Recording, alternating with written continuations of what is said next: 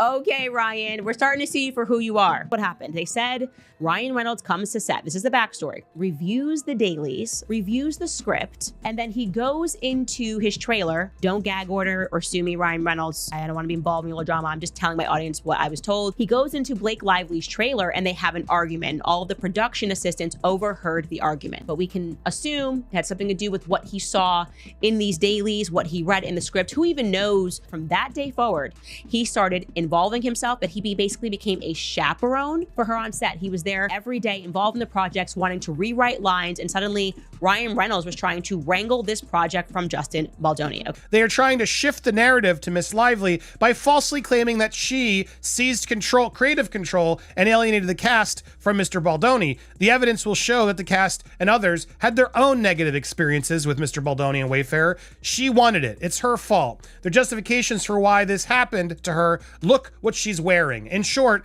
while the victim focuses on the abuse, the abuser focuses on the victim. The Me Too victim there.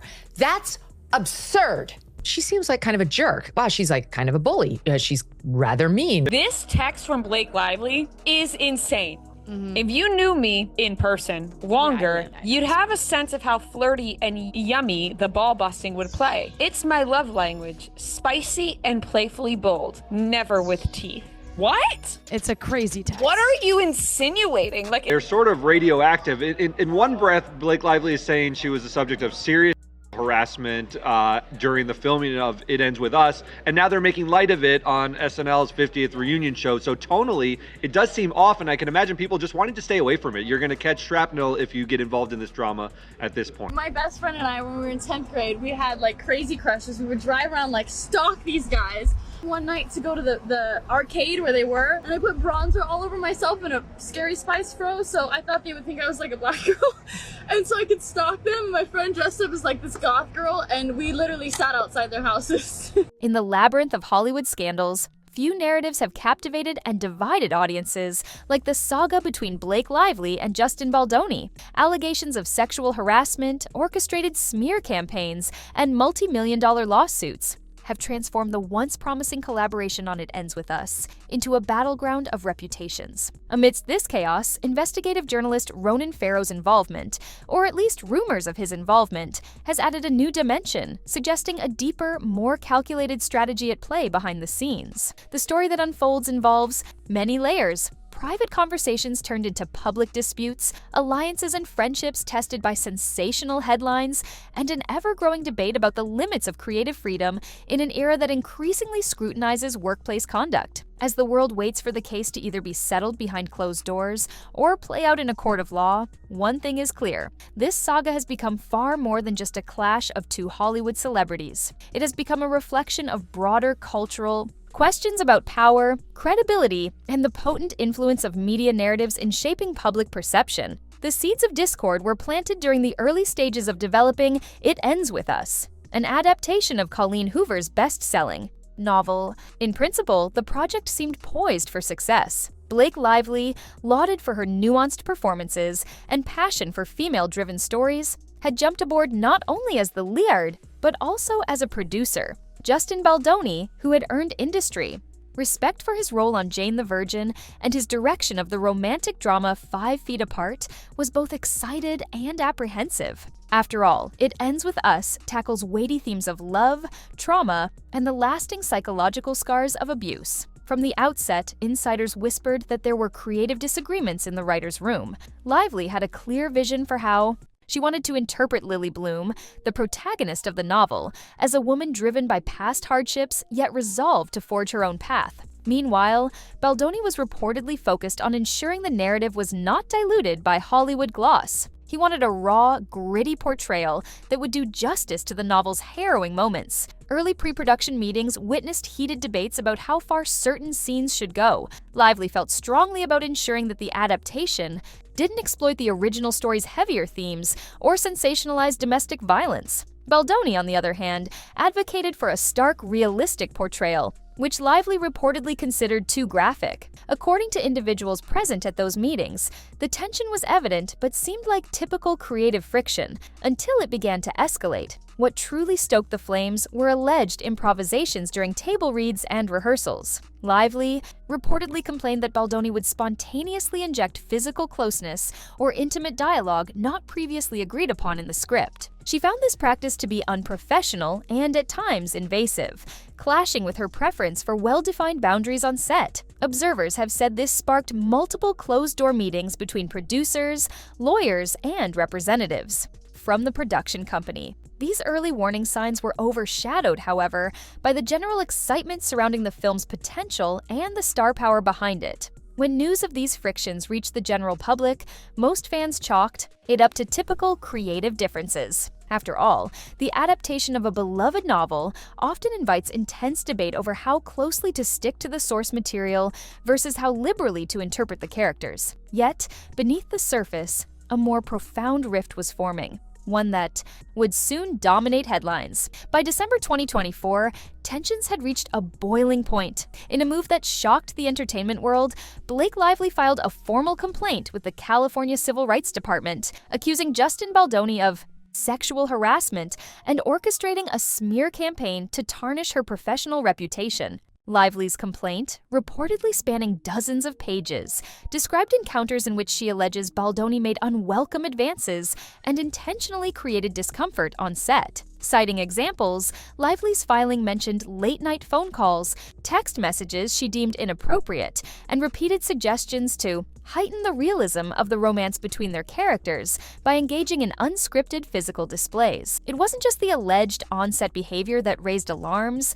Lively also claimed that Baldoni's team was subtly planting stories in certain tabloids, portraying her as difficult to work with and unprofessional. Her legal representatives presented what they said were leaked emails and texts suggesting a concerted effort to erode her standing within the industry. Given the high stakes of the movie, the industry's general practice is to keep tensions private. That Lively felt compelled to go public hinted at how deep the conflict had become and how determined she was to protect her image. Baldoni vehemently denied these accusations. Mere days after Lively's filing, he launched a $400 million defamation lawsuit against Lively, her husband Ryan Reynolds, and their longtime publicist Leslie Sloan. In this dramatic legal counterstrike, Baldoni alleged that Lively and her associates had concocted a false narrative, using her star power to isolate him in the industry. He further asserted that the objective was to force him out of the director's chair and, more alarmingly, to undermine his future prospects in Hollywood by tarnishing his name beyond repair. Baldoni's supporters argue that his reputation as a compassionate, inclusive filmmaker runs counter to Lively's portrayal of him. They point out his philanthropic work and social media presence that emphasizes empathy, vulnerability, and open dialogue, traits Baldoni frequently touts in public appearances. However, Lively's supporters respond that this public persona doesn't necessarily reflect a person's private actions, suggesting that behind the scenes, Baldoni might be someone entirely different. In an unexpected turn, rumors circulated that investigative journalist Ronan Farrow had started looking into the Lively Baldoni controversy.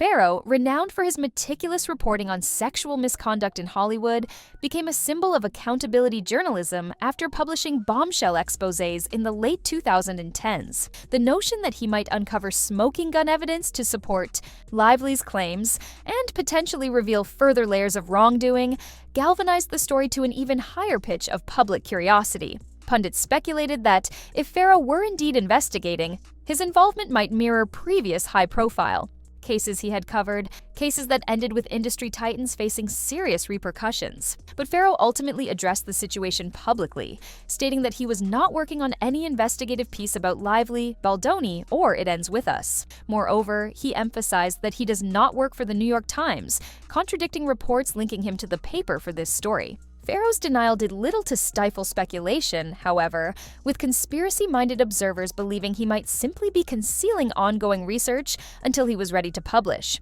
Why would Farrow's name arise in the first place? Some insiders point to the proximity and timing between Lively's complaint and the new wave of revelations about toxic workplace behaviors in Hollywood. Many see Farrow as a torchbearer for the Me Too movement, someone whose presence alone suggests an imminent watershed moment. Others cynically argue that the rumors of his involvement could have been spread intentionally, either by Lively's camp to signal that a major exposé was on the horizon, or by Baldoni's side to undermine Lively's allegations by framing them as part of a larger, sensationalist strategy. Whatever the truth, the mention of Farrow injected a fresh layer of intensity into the narrative. The possibility that a seasoned investigative journalist could be digging into private communications, NDAs, and potential hush deals offered an unsettling reality check. If any hidden details existed, emails, text messages, or behind-the-scenes recordings, Farrow's hypothetical involvement suggested that everything might eventually come to light.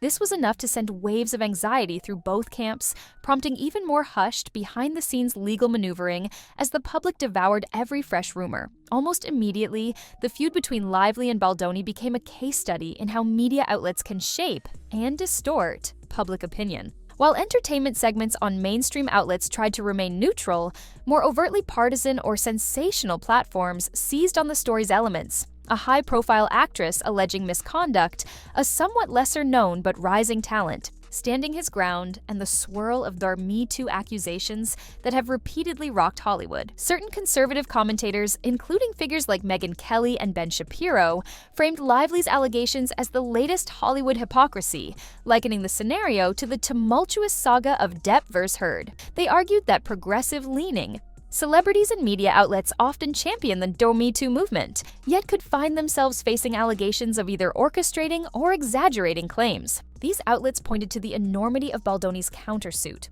$400 million, as evidence that this wasn't a simple he said, she said dispute, but potentially a deliberate strategy to ruin his career. Simultaneously, some left-leaning voices in the entertainment industry and online forums rallied around Lively, portraying her as a mother and an established professional who had every reason to defend her reputation. They applauded her for taking a stand and filing a formal complaint with the California Civil Rights Department, seeing it as a courageous step that could inspire other women. Critics of Baldoni also noted that large countersuits sometimes serve as intimidation or retaliation, highlighting the chilling effect such legal tactics could have on future accusers. In an industry driven by relationships and alliances, the feud swiftly polarized the Hollywood community. Joe Rogan, whose podcast sometimes delves into pop culture controversies, openly criticized Lively and Reynolds, describing their legal actions against Baldoni as overkill. He argued that what might have begun as creative differences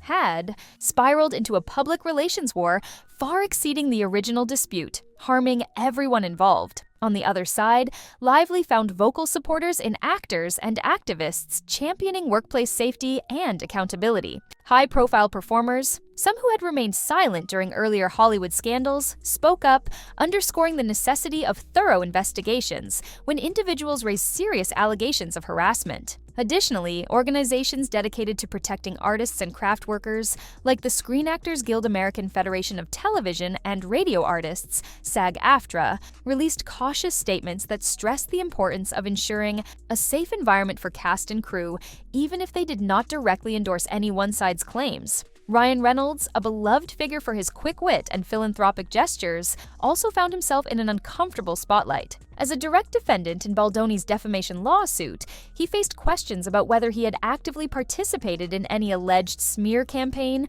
or if he was merely being named in the suit because of his close ties to Lively. Rumors circulated that Reynolds had tried to negotiate a private resolution to avoid damaging the film's prospects. None of these rumors were confirmed, yet they highlighted how deeply personal and entangled this entire situation had become. Concurrently, the creative community at large found itself grappling with the broader questions this dispute raised. How should a production handle allegations of unprofessional behavior, especially when the individuals involved are financially invested in the film? How do you navigate boundaries between improvisation and personal discomfort in scenes requiring physical or emotional intensity? For many, the Lively Baldoni drama became a mirror reflecting the industry's still incomplete reckoning with workplace ethics post-Me Too. By March 2025, the public's appetite for details and clarifications about the Lively Baldoni feud showed no signs of waning. Enter ITN Productions, which released a documentary titled He Said, She Said,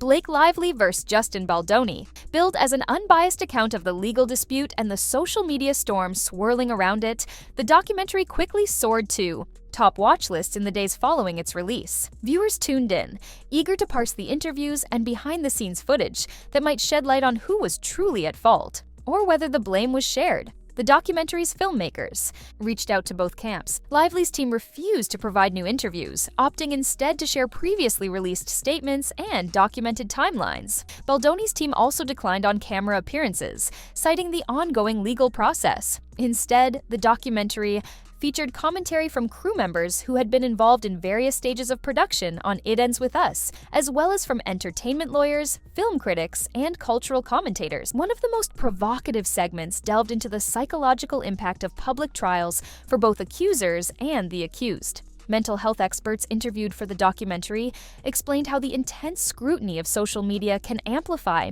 the stress, paranoia, and emotional strain on everyone involved. They also discussed the broader cultural stakes, whether these very public disputes could deter genuine victims of harassment from coming forward if they fear being drowned in legal retaliation or online attacks. As the entertainment industry edges closer to the highly anticipated March 2026 trial date, both sides are believed to be preparing for a protracted legal battle.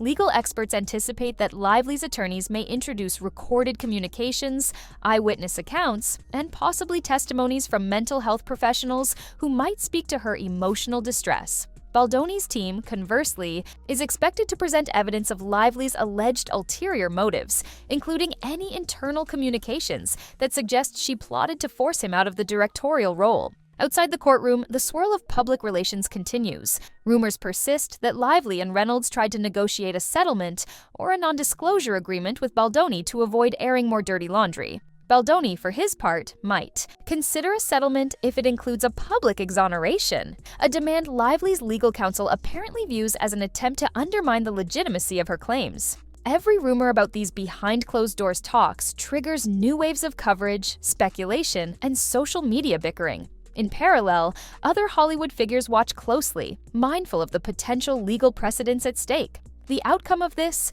trial could clarify how certain boundaries and behaviors on a film set will be judged by the legal system, setting new benchmarks for acceptable conduct or offering guidelines on how defamation claims are evaluated in the context of alleged harassment. As March 2026 approaches, the entire industry and millions of onlookers brace for a legal spectacle that could reveal more than just who is in the right. At stake is a deeper question about how Hollywood will balance artistic freedom with respect for personal boundaries, how it will handle allegations in the age of viral social media discourse, and how reputations can be built or undone by the invisible machinery of public relations. For many, the real story may never fully come to light, lost in the swirl of spin and counterspin, but the reverberations will undoubtedly shape conversations about accountability, creative collaboration, and respect in the entertainment world for years to come.